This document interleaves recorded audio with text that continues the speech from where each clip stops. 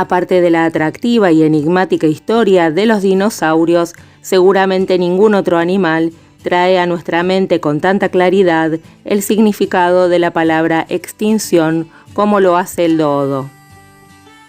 La historia de esta ave se desarrolla en un escenario muy peculiar, en pleno Océano Índico, situada a 760 kilómetros al este de Madagascar.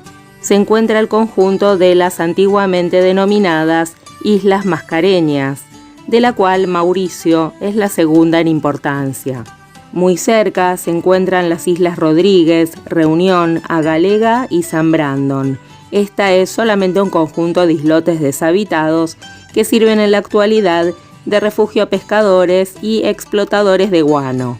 Como el resto del archipiélago, Mauricio se formó en los últimos 20 millones de años, cuando un gran volcán comenzó a estallar y a despedir fuego y lava. Cuando la isla surgió y todo fue calmándose un poco, fueron arrastradas semillas por las aguas o el viento, y sobre esta superficie volcánica comenzó a crecer la vegetación tropical. Tras ella, luego llegaron las aves y los murciélagos, las tortugas y los lagartos. También llegaron a bordo de ramas secas y colonizaron la isla. Todos estos seres, luego de miles de años, evolucionaron sin temor a enemigos superiores. El primer registro de la llegada del hombre a Mauricio se produce en el año 1507, cuando Diego Fernández Pereira, un navegante portugués, descubre e individualiza los nombres de las islas en las cartas náuticas. Rodeada por arrecifes de coral y debido a su origen volcánico, la isla es extremadamente escarpada. En su interior se encontraba un bosque de ébano y cañaverales de bambú. En la actualidad, la economía de la isla se fundamenta en el turismo y en una importante explotación en el Valle Central de cultivos de azúcar, piñas, té y cocos.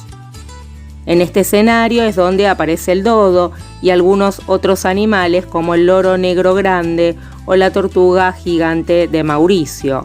La primera publicación que hace referencia al dodo corresponde a una crónica de viajes de Jacob Cornelius van Neck, que realizó una travesía en el año 1599. Al volver a Holanda, hace el primer relato de viaje donde nombra a este gran pájaro el dodo. En 1605, un viajero reporta haber visto en la casa de un profesor en Leiden la pata de un dodo, de la que hace una descripción, y también cuenta que el dodo en el buche lleva 2 piedras, una es plana y la otra es muy angulosa. Recordemos este tema de las 2 piedras del buche del dodo para que les cuente algo al final del video. Aunque en los siguientes años una serie de narraciones y crónicas dan detalles de los dodos, en general durante 150 años estos testimonios fueron dudosos en Europa. Se consideraba como remota o fantástica la descripción de un ave tan extraña y la ubicaban al mismo nivel de las descripciones fantásticas de seres monstruosos que hacían los marineros. Es decir, que estaba puesto en duda la existencia del dodo. De hecho, en 1828 todavía 2 naturalistas, Duncan y Lesson, discutían sobre si el dodo existía y era un ave real o bien eran descripciones sobre otra ave, un casuario. En 1786 se descubre una famosa colección de huesos en una caverna en la isla Rodríguez, que en 1830 es enviada a París. Estos huesos atraen la atención del mundo científico, que vuelve su mirada a todo lo que tenga que ver con el dodo y su entorno. Una parte de esta colección de huesos fue enviada a Glasgow, otra fue a Nueva York, en Estados Unidos. La gente tenía ganas de ver dodos, vivos o muertos. Y es que hacia el año 1600 los portugueses fueron trayendo una cantidad de dodos a Europa. Por ejemplo, un joven macho que luego fue trasladado a Praga, donde sirvió de modelo para una pintura. Hacia 1626 la importación de dodos, tanto machos como hembras, era bastante intensa, pero nunca fueron reducidos al estado de cautividad estable, salvo algún que otro caso. A mediados de 1830, los zoólogos más famosos de Francia entraron en una discusión sobre qué tipo de animal era el dodo. Su gran cuerpo sirvió de influencia para que varios zoólogos lo compararan con aves de similar porte. Algunos decían que eran de la familia del avestruz, otros decían que de los casuarios, otros de los buitres del viejo mundo o de los albatros. Si hubiera tenido un cuello más largo y un pico común, hubiera parecido un avestruz, pero no. En 1842, un estudio comparativo de las características externas e internas de esta especie con palomas llegó a la conclusión de que el dodo era un miembro muy raro, pero era un miembro de la familia de las palomas. ¿A qué debe su nombre esta ave? Es un tema que nunca se aclaró totalmente. Algunos creen que la palabra dodo, que fue dada por los portugueses marineros y servía para referirse a este animal, en realidad no significaba nada en particular.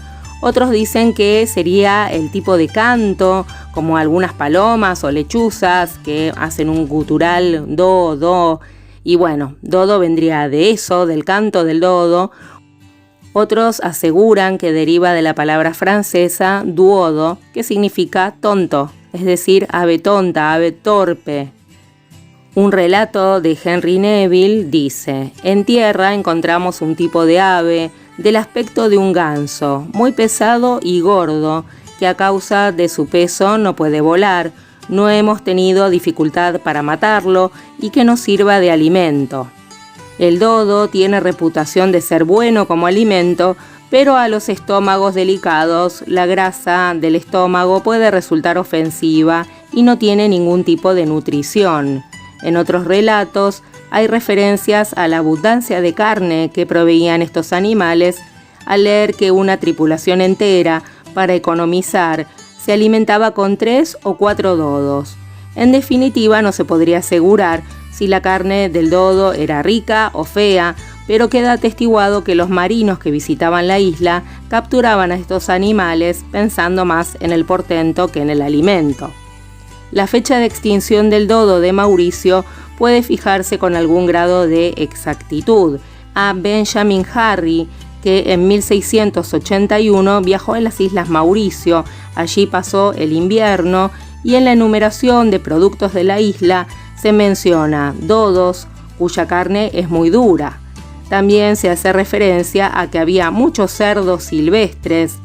Del otro lado de la isla, en las montañas, hay un creciente número de cerdos silvestres que siembran la destrucción a su paso. En un día he podido cazar más de 500. Y a los pocos días escribe: hoy he tenido el placer de caminar por mi jardín y he podido contemplar más de 4.000 monos. ¿Qué posibilidades ante estos depredadores podía tener un ave que no vuela y que deposita su único huevo en un lugar pelado en la tierra y que no utiliza por lo general ningún tipo de refugio? A la colonización humana se agregó el ingreso de perros, cerdos y ratas. La caza y agresión de los nuevos vecinos que comían sus huevos fue llevando a la desaparición del dodo, un animal manso y confiado. Sumemos a estos factores que para cubrir los deseos del hombre civilizado hay que cultivar la tierra, talar los árboles, incendiar los campos, etc.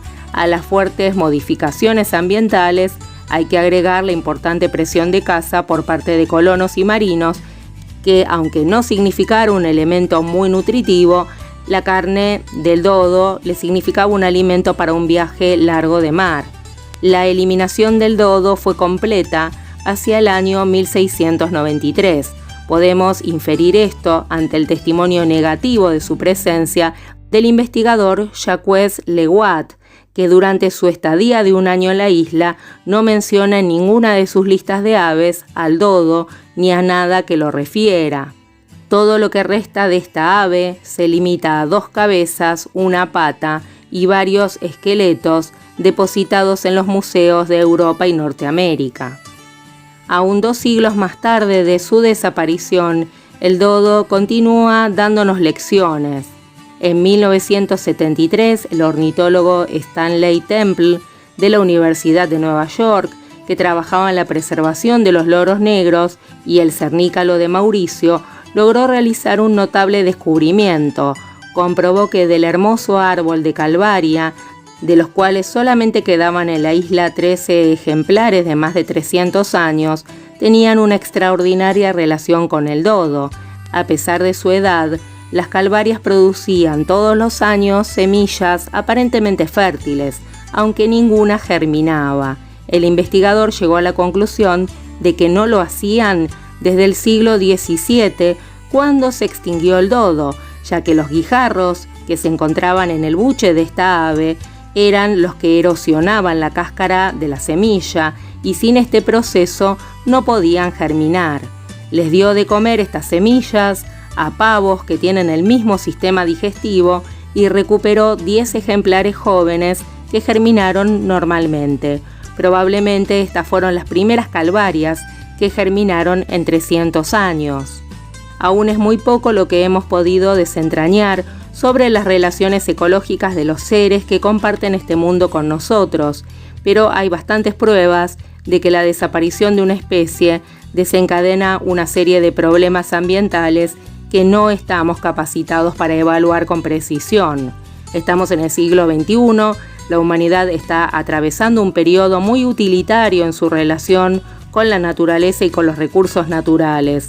La extinción del dodo es mucho más que un símbolo de desaparición de especies. También es un anuncio de lo que puede ocurrirnos a nosotros mismos si no comenzamos a valorar un poco aquellas cosas que tal vez nos parezcan un poco tontas, pero que tienen un significado en la vida, como por ejemplo lo era el dodo. Bueno amigos, si les pareció importante la información que les traje hoy, los vuelvo a encontrar otro día. Cuídense mucho, hasta pronto.